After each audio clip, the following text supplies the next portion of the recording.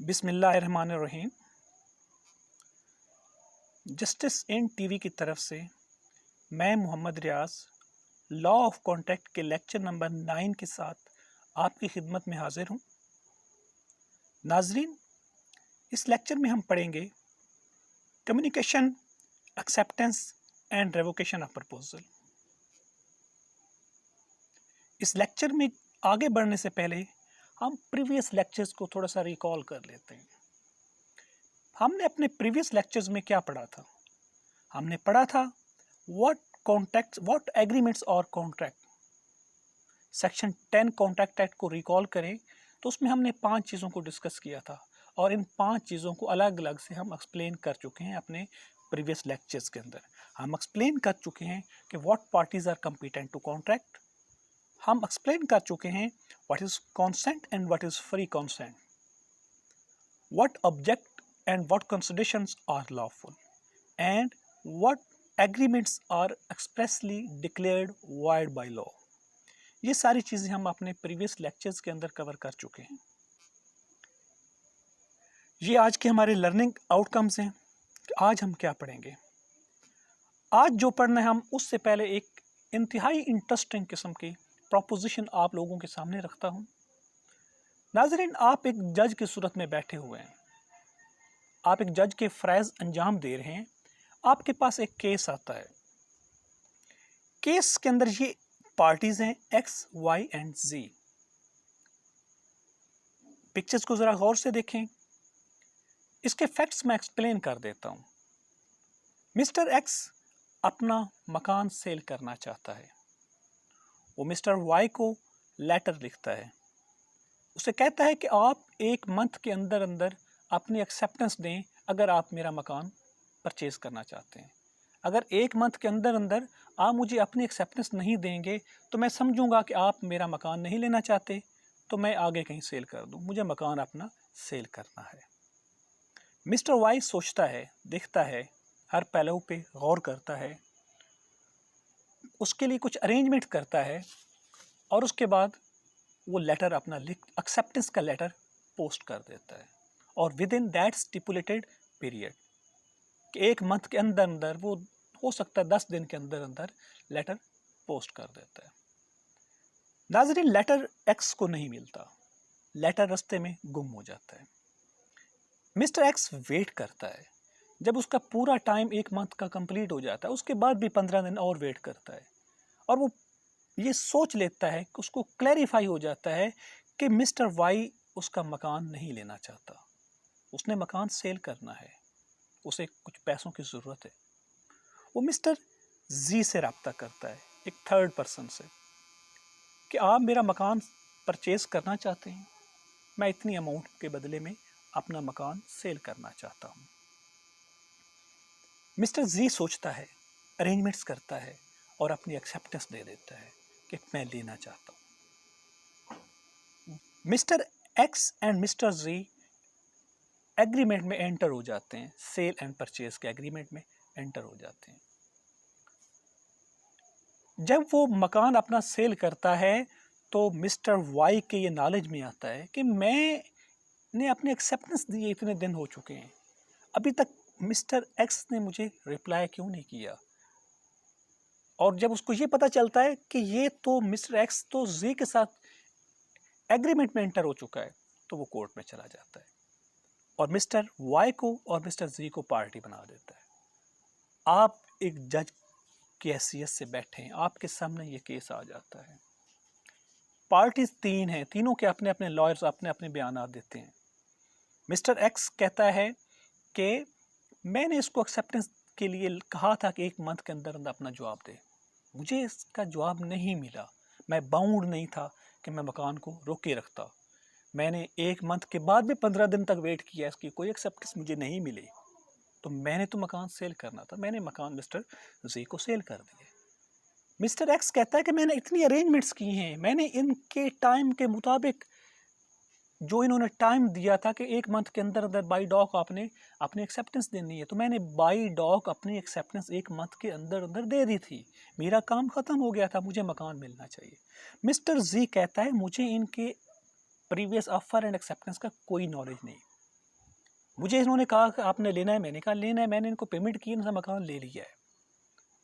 अभी आप as a जज बताएंगे कि ये मकान किसको मिलना चाहिए, मिस्टर वाई को, मिस्टर जी को। दोनों अपने अपने जस्टिफिकेशन रखते हैं। आप जुडिशियस माइंड को अप्लाई करके, एक ले मैन की हैसियत से नहीं, जुडिशियस माइंड को अप्लाई करके, लॉ की टेक्निकलिटीज़ को देखते हुए डिसाइड करेंगे कि who should be the bona fide purchaser, whether Y और जे। नाजरीन, आप नीचे कमेंट्स कर सकते हैं। इसी टाइम जैसे ही आपने ये सुना है, ये फैक्ट्स देखें, आपके ज़हन में जो चीज़ आती है आप अपने कमेंट्स कर सकते हैं कि वाई को मकान मिलना चाहिए या जी को मिलना चाहिए। नाजरीन, अगर आप इस चैनल पे नए हैं तो इस चैनल को सब्सक्राइब करें और इस सपोजिशन का, इस प्रोपोजिशन का, इस केस स्टडी का आंसर देखने के लिए वीडियो को एंड तक ज़रूर देखें। तो आगे चलते हैं। हम देखते हैं कि प्रपोजल जो होती है ये कब कंप्लीट होती है, इसकी कम्युनिकेशन कब कंप्लीट होती है। देखें, बड़े गौर से सुने, ये बहुत ही टेक्निकल किस्म का सब्जेक्ट है और बहुत ही टेक्निकल किस्म का ये क्वेश्चन है। प्रपोजल की कम्युनिकेशन कब कंप्लीट होती है? प्रपोजल, एक बंदे ने ऑफर दी है, ऑफर और प्रपोजल एक ही चीज़ है। वो कब हम ये कंसिडर कर लें कि अभी इसकी कम्युनिकेशन कंप्लीट हो चुकी है? तो इसकी कम्युनिकेशन उस वक्त कंप्लीट होती है जब जिसको ये कम्युनिकेशन की जा रही है, जिसको ये ऑफर दी जा रही है, उसके जब नॉलेज में आती है। अगर मैं यहाँ से लेटर पोस्ट करता हूँ मिस्टर फलां को कि जी ये चीज़ मैं ये करना चाह रहा हूँ, ऑफ़र देता हूँ, वो ऑफ़र जब तक रास्ते में तो हम कहेंगे ये कंप्लीट नहीं हुई। जब उसके पास पहुँच जाएगी, उसके नॉलेज में चली जाएगी, तो तब हम कहेंगे कि ये कंप्लीट हो गई। तो प्रपोजल कब कंप्लीट होती है? When it comes to the knowledge of the person to whom it is made. जिसको ये की जा रही है, जिसको ऑफ़र की जा रही है, जब उसके नॉलेज में आती है तो तब हम कहते हैं कि कम्युनिकेशन कंप्लीट हो गई है। किस चीज़ की कम्युनिकेशन? प्रपोजल की। नाज़रीन, अभी हम देखते हैं कि एक्सेप्टेंस की जो कम्युनिकेशन वो कब कंप्लीट होती है। प्रपोजल की तो बता दिया कि जिसको दी जा रही है जब उसके नॉलेज में आती है तो तब कंप्लीट होती है। मगर एक्सेप्टेंस की जो कम्युनिकेशन है वो दो तरीके से कंप्लीट होती है। एक तरीके से वो ऑफर देने वालों को बाउंड करती है और एक तरीके से वो एक्सेप्टेंस देने वाले को बाउंड करती है। कि वो ऑफर देने वालों को कब बाउंड करती है? जब ये when it is put into course of transmission to him. जिसको ऑफर दी गई है, मीन के एक्सेप्टर जो है, जो ऑफरी जो है, जब वो लेटर अपना पोस्ट कर देता है ऑफरर को, तो उसकी तरफ से एक्सेप्टेंस कंप्लीट हो जाती है। और ऑफर करने वाले को, प्रॉम्जर का मतलब है ऑफर करने वाला, ऑफरर हो प्रॉम्जर हो, ये एक ही मतलब है। ऑफर करने वाले को बाउंड कर देती है जब ये लेटर पोस्ट कर दिया। नाजरीन, ये बात जो मैं आपको बता रहा हूँ, ये स्टैट्यूटरी वर्ड्स जो बता रहे हैं, एक्सप्लेन कर रहे हैं, इनको हम अप्लाई करेंगे उस सपोजिशन के ऊपर, उस प्रोपोजिशन के ऊपर कि वहाँ पे वो should be the bona fide purchaser of that particular house. तो यहाँ पे क्या कहा जा रहा है कि प्रॉम्जर को, मीन ऑफर देने वाले को, वो उसको बाउंड कर देती है एक्सेप्टेंस। कब? जब उसको ये पोस्ट कर दी गई है, उसके नॉलेज में आना जरूरी नहीं है। यहाँ पे ये नहीं लिखा कि when it comes to knowledge of the promisor, बल्कि ये लिखा है when it is put into course of transmission to him. जब उसको पोस्ट कर दी गई, जब उसकी तरफ भेज दी गई, ना कि उसको मिली। मिलना जरूरी नहीं है, भेजना जरूरी है। नेक्स्ट, यही एक्सेप्टेंस जो उसने दी है, जिसको ऑफर दी गई, आफरी की एक्सेप्टेंस आफरी को कब बाउंड करती है? देखें, आफरी की एक्सेप्टेंस ऑफरर को बाउंड करती है जब उसको भेज दी गई, उसका नॉलेज में आना जरूरी नहीं है। मगर आफरी को कब बाउंड करती है? मीन कि जिसने एक्सेप्टेंस दी है उसको कब बाउंड करती है? एक्सेप्टेंस जिसने दी है उसको तब बाउंड करती है जब ये एक्सेप्टेंस पहुंच जाती है ऑफरर के पास, प्रपोजल देने वाले के पास, तब ये एक्सेप्टर भी बाउंड हो जाता है। इसका मतलब ये हुआ कि प्रॉम्जर बाउंड उसी वक्त ही हो गया जब उसको बाई पोस्ट भेज दी गई, उसको मिली है या नहीं मिली, ये अलग क्वेश्चन है। और ऑफरी जो है उसको कब बाउंड करती है एक्सेप्टेंस, उसके अगेंस्ट तब कंप्लीट होती है जब उसके नॉलेज में चली जाती है जिसने ऑफर दी थी। बहुत टेक्निकल चीज़ है, इसी की बुनियाद के ऊपर लॉ ने अपना फैसला सुनाना है। जुडिशियस माइंड को अप्लाई करने का मतलब ये कि व्हाट लॉ सेज। एक कॉमन आदमी, अभी देखें mister X, mister Y, mister Z की प्रपोजिशन को देखें तो तीनों बज़ाहिर आम आदमी तो कहेगा तीनों ठीक कह रहे हैं। अगर तीनों ठीक कह रहे हैं तो फैसला तो करना है। जो लॉ है उसने एक चीज़ को किसी एक को ही देना है। ये तो वो नहीं कहा जाएगा ना कि ये मकान चलो आधा आधा कर लेते हैं। उसने तो फैसला कैसे करना है कि जैसे लॉ कहता है, लॉ की इंटरप्रिटेशन करनी है, लॉ क्या कहता है। तो एक्सेप्टेंस कब कंप्लीट हो जाती है, एक्सेप्टेंस प्रॉम्जर के अगेंस्ट कंप्लीट हो जाती है जब उसको भेज दिया गया। और प्रॉम्जी को, ऑफरी को कब बाउंड करती है, जब ये ऑफर देने वाले के नॉलेज में आ जाती है। नाज़रीन, इसके बाद हम देखते हैं कि रेवोकेशन कब कंप्लीट होती है। रेवोकेशन की जो कम्युनिकेशन है ये कब कंप्लीट होती है। अच्छा देखें, जो रेवोकेशन है वो रेवोकेशन किस चीज़ की है। रेवोकेशन ऑफर की भी हो सकती है, रेवोकेशन एक्सेप्टेंस की भी हो सकती है। हमने प्रीवियस 2 स्लाइड्स के अंदर क्या पढ़ा, इस स्लाइड में हमने एक्सेप्टेंस के बारे में पढ़ा, इस स्लाइड में हमने ऑफर के बारे में पढ़ा, प्रपोजल के बारे में पढ़ा। प्रपोजल और ऑफर एक ही चीज़ है, और इसमें हमने दूसरी में एक्सेप्टेंस के बारे में पढ़ा।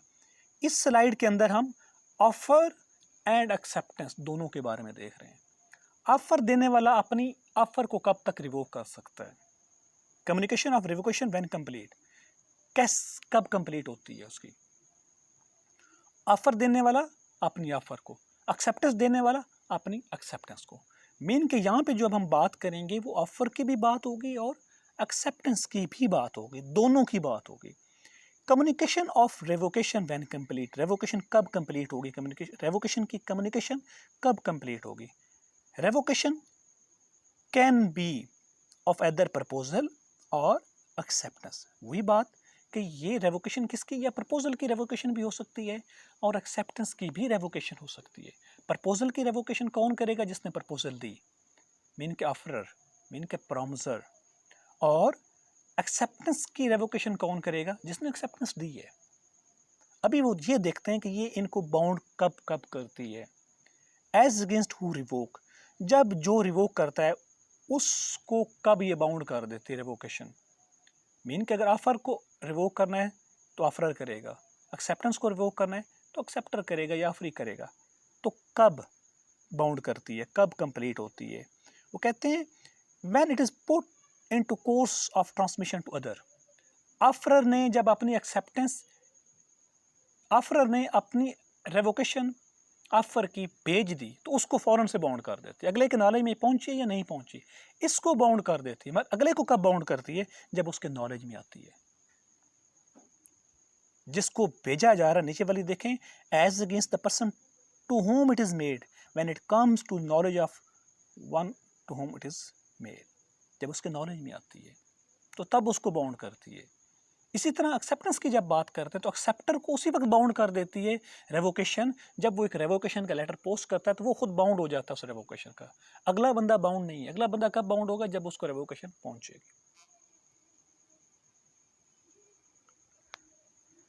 Revocation of proposal, revocation of acceptance. A proposal may be revoked at any time before the communication of its acceptance is complete as against the proposer. तो ऑफर की एक्सेप्टेंस कब कंप्लीट होगी, ऑफर की revocation कब होगी। वो कहते हैं कि उस वक्त तक होगी। अब प्रपोजल में भी रिवोक, वो कब तक रिवोक की जा सकती है, उस वक्त तक रिवोक की जा सकती है। एट एनी टाइम, किसी भी वक्त, before communication of acceptance is complete as against the proposal. ये देखें पीछे, प्रपोजल की एक्सेप्टेंस कब कंप्लीट होती है, as against the proposal. As against the proposal तब कंप्लीट होती है जब उसको भेजी गई है, when it is put into course of transmission to him. इसका मतलब उससे पहले पहले तक इसको रिवोक किया जा सकता है, इसके बाद इसको रिवोक नहीं किया जा सकता। इसी तरह जो एक्सेप्टेंस की रिवोकेशन कब कब तक की जा सकती है, An acceptance may be revoked at any time before the communication of acceptance is complete as against the acceptor, but not afterward. इसका मतलब ये हुआ कि एक्सेप्टेंस देने वाले ने अपनी एक्सेप्टेंस अगर रिवोक करनी है तो उस वक्त तक रिवोक कर सकता है जब तक उसकी एक्सेप्टेंस उस जिसको एक्सेप्टेंस दी जा रही है उस तक पहुंचती नहीं है। उस तक पहुंचने से पहले पहले वो रिवोक कर सकता है। जब उसने ट्रांसमिशन में कोर्स ऑफ ट्रांसमिशन में पुट की है उस वक्त तो वो रिवोक कर सकता है, मगर उसके नॉलेज में जाने से पहले पहले तक रिवोक कर सकता है। अगर नॉलेज में चली गई है उसकी एक्सेप्टेंस तो उसके बाद वो प्रॉमिस बन चुका है और वो ही रिवोक नहीं हो सकती। एग्जाम्पल देख लें। A proposes by letter sent by post to sell his house to B. A अपना हाउस सेल करना चाहता है, उसकी एक लेटर के जरिए एक प्रपोजल भेजता है। बी एक्सेप्ट कर लेता है by letter sent by post. A may revoke his proposal at any time before और at the moment when B post his letter of acceptance but not afterward. B जब अपना letter acceptance का post करता है, क्योंकि जब post कर लेगा फौरन ए बाउंड हो जाएगा। पोस्ट करने से पहले पहले ए जो है अपनी एक्सेप्टेंस अपनी ऑफर को रिवोक कर सकता है, इसके बाद नहीं। जैसे उसने पोस्ट कर दिया, उसको मिले या ना मिले, इसने पोस्ट कर दिया, उसके बाद जो ऑफरर है मिस्टर ए जो है वो अपने ऑफर को रिवोक नहीं कर सकता। अभी बात करते हैं कि एक्सेप्टेंस जो दे दी बी ने वो कब रिवोक कर सकता है। B may revoke his acceptance at any time before और at the moment when the letter communicating reaches A but not afterward।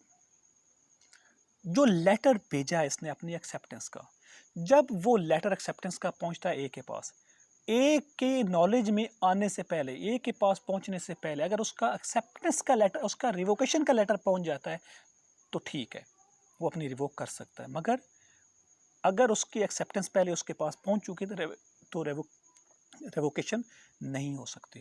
Excuse me. For example, B ने अपनी एक्सेप्टेंस दे दी, बाय डॉग भेज दी, उसके बाद वो कहता है कि वो रिवोक करना चाहता है, तो उसको उससे फास्टर मीन यूज करना पड़ेगा कि वो मेरी एक्सेप्टेंस से पहले मेरी रेवोकेशन उसके पास पहुंच जाए तो ठीक है। अगर एक्सेप्टेंस पहले पहुंच गई तो फिर वो रिवोक नहीं कर सकता। अगर दोनों लेटर एट ए टाइम पहुंच गए तो जो लेटर पहले ओपन करेगा वो उसमें नॉलेज में आए। अगर रिवोकेशन का पहले ओपन करेगा तो रिवोकेशन मानी जाएगी। अगर उसने एक्सेप्टेंस का पहले ओपन कर लिया तो फिर रिवोकेशन नहीं मानी जाती, क्योंकि वर्ड क्या यूज हुआ है when it comes to the knowledge of the person. उसके नॉलेज में कब है? जब उसने लेटर पढ़ा। अभी ये नाजरीन के साबित करना कि जी पता नहीं कौन सा लेटर उसने पढ़ा था, ये क्वेश्चन ऑफ फैक्ट है। हम बात कर रहे हैं क्वेश्चन ऑफ लॉ की, कि क्वेश्चन ऑफ लॉ क्या है।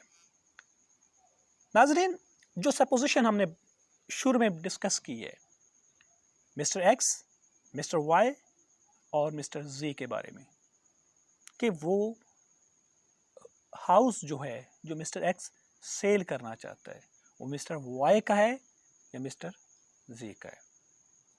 ये जो क्वेश्चन, ये जो सेक्शंस अभी हमने डिस्कस किए कि ऑफर कब कंप्लीट होती है, एक्सेप्टेंस कब कंप्लीट होती है, ऑफर को कब तक रिवोक किया जा सकता है, एक्सेप्टेंस को कब तक रिवोक किया जा सकता है, इन चीज़ों को सामने रखते हुए अपना जुडिशियस माइंड अप्लाई करें कि who should be the bona fide purchaser of that particular house, whether Y और सी। क्या आपने जो शुरू में राय रखी है अभी तक आपकी राय सेम है या चेंज हो चुकी है, या लॉ क्या कहता है? वही लॉ कहता है जो आपकी राय है। आप अपने कमेंट्स पेश करें। आगे पढ़ते हैं। रेवोकेशन कैसे की जाती है? Revocation how made. जो रेवोकेशन की बात हमने की है कि अपनी प्रपोजल को या एक्सेप्टेंस को रिवोक किया जा सकता है, तो वो रिवोकेशन कैसे की जा सकती है? तो लॉ कहता है अब प्रपोजल जो है वो समझी जाएगी कि रिवोक हो गई है, या रिवोक कैसे कैसे की जा सकती है, प्रपोजल इज़ रिवोक्ड, वो हम समझ लेंगे कि प्रपोजल रिवोक होगी कब। ये उसके 4 ग्राउंड्स हैं। पहला ग्राउंड क्या है? By the communication of notice of revocation by the proposer to the other party, कि जब प्रपोजर जो है जिसने ऑफर दी है वो अपनी रिवोकेशन का लेटर भेज देता है, उसके पास नोटिस भेज देता है, उस वक्त तक जब तक उसकी कंप्लीट नहीं हुई एक्सेप्टेंस, उससे पहले तक, जिस तरह हमने प्रीवियस स्लाइड्स के अंदर डिस्कस कर लिया है, अगर वो अपनी जो ऑफर थी उसकी टर्मिनेशन, उसकी रिवोकेशन, उसको कैंसिल करने की का नोटिस भेज देता है, इस नोटिस के जरिए भी उसकी ऑफर रिवोक हो जाती है उस वक्त तक जब तक उसकी एक्सेप्टेंस नहीं उसको हो चुकी। By the lapse of time prescribe in such proposal, उस प्रपोजल के अंदर लिखा हुआ है कि जी 1 माह के अंदर, 1.5 माह के अंदर, 15 दिन के अंदर अंदर आप अपनी एक्सेप्टेंस दें, उसकी 15 दिन के अंदर एक्सेप्टेंस नहीं उसने दी, तो उस टाइम के अंदर अगर उसने एक्सेप्टेंस नहीं दी तो ऑटोमेटिकली कंसिडर कर लिया जाएगा कि ऑफर उसकी ख़त्म हो चुकी है, अभी नई ऑफर होगी या कोई काउंटर ऑफर हो सकती है, वो ऑफर जो उसने दी थी वो ख़त्म हो चुकी है। अगर कहीं पे टाइम का जिक्र नहीं है तो फिर रीज़नेबल टाइम, अगर टाइम का जिक्र नहीं है कि कितने दिन के अंदर ऑफर जो है वो एक्सेप्ट होनी चाहिए, तो फिर वो रीज़नेबल, ये एक क्वेश्चन ऑफ फैक्ट है। थर्ड है by failure of acceptor to fulfil condition precedent to acceptance, अगर जो एक्सेप्टर है उसको कोई कंडीशन रखी गई है वो उसको फुलफिल नहीं करता।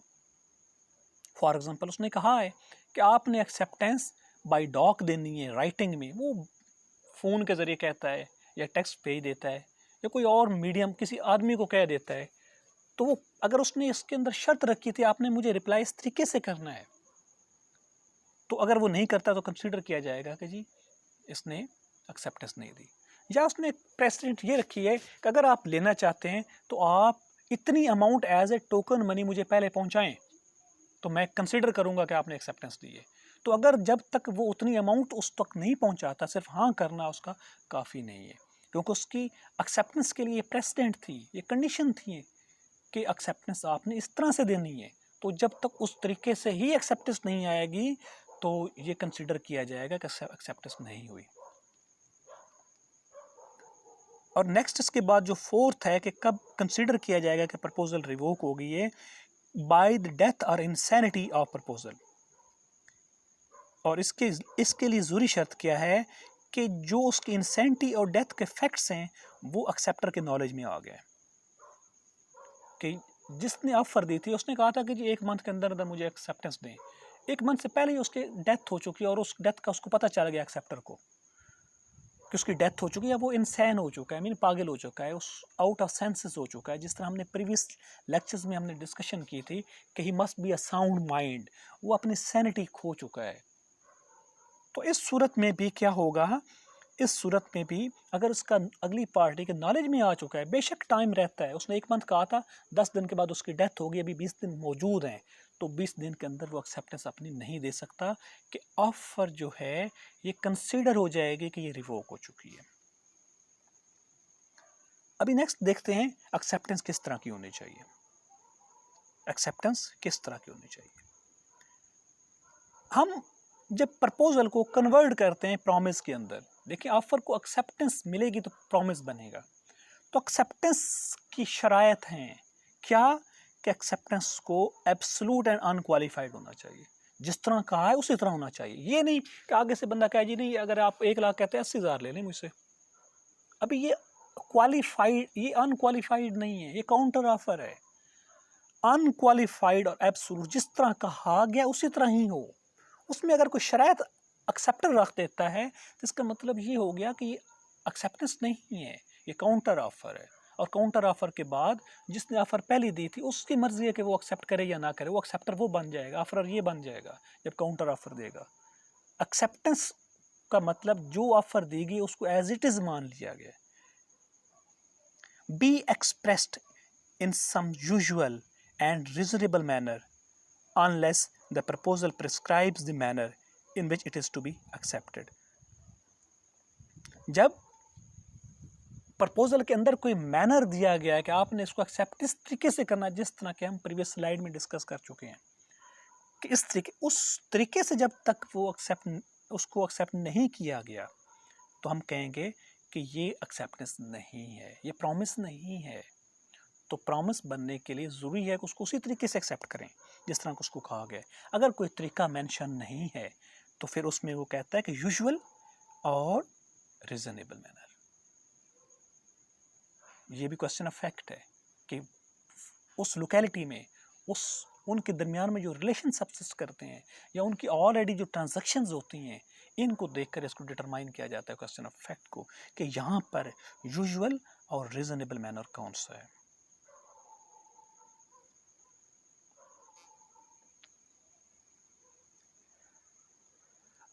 नाज़रीन, जो प्रॉमिस होते हैं इसमें ऑफर और एक्सेप्टेंस दोनों चीज़ों की बात कर रहे हैं। ये एक्सप्रेस भी हो सकते हैं, ये इम्प्लॉयड भी हो सकते हैं। मीन कि ऑफर एक्सप्रेस भी हो सकती है, ऑफर इम्प्लॉयड भी हो सकती है। एक्सप्रेस का मतलब ये होता है कि इन राइटिंग और ओरल वर्ड्स में, लिखकर या बोलकर, इसको कहते हैं एक्सप्रेस। इम्प्लाइड का मतलब होता है कि बाय कंडक्ट, बोला नहीं है मगर कंडक्ट यही कह रहा है कि ओके ऐसा ही है। फॉर एग्जाम्पल, आप एक जगह पे खड़े हैं, बस स्टॉप पे खड़े हैं, आप किसी बस के ऊपर बैठकर कहीं जाना चाहते हैं, आपके पास बस आकर रुक गई है, उन्होंने कुछ भी नहीं कहा, आप बस में सवार हो गए हैं। इसका मतलब क्या है? इसका मतलब ये है कि बस का वहाँ पे रुकना आपको एक ऑफर थी, उन्होंने कहा नहीं कुछ भी, आपका बस के अंदर सवार हो जाना ये आपकी एक्सेप्टेंस थी। ये क्या है? ये एक्सेप्टेंस और ऑफर क्या है? ये एग्रीमेंट है, ये प्रॉमिस है। ये किस तरीके से? By way of employed, mean कि बाय कंडक्ट। इसमें कोई वर्ड्स नहीं यूज हुए, इसमें कोई राइटिंग में वर्ड्स नहीं है, कोई ओरल वर्ड्स नहीं है, मगर ये क्या है? ये एम्प्लॉयड है।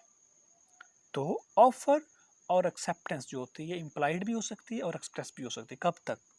जब तक कि प्रीवियस लेक्चर्स को रिकॉल करें ज़रा, कि जब तक किसी ख़ास एग्रीमेंट के अंदर, ख़ास प्रॉमिस के अंदर या प्रपोजल के अंदर लॉ ने ये नहीं डिसाइड कर दिया कि आप इस प्रपोजल को राइटिंग में दें या इसको रजिस्टर्ड होना चाहिए या इसके लिए विटनेसेस होने चाहिए, मीनिंग कि उसकी क्वालिफिकेशन जब तक के लॉ ने खुद से डिटरमाइन नहीं की, तब तक ये इम्प्लॉयड भी हो सकती है और एक्सप्रेस भी हो सकती है। जो प्रॉमिस होता है ये एक्सप्रेस भी हो सकता है और इम्प्लॉयड भी हो सकता है।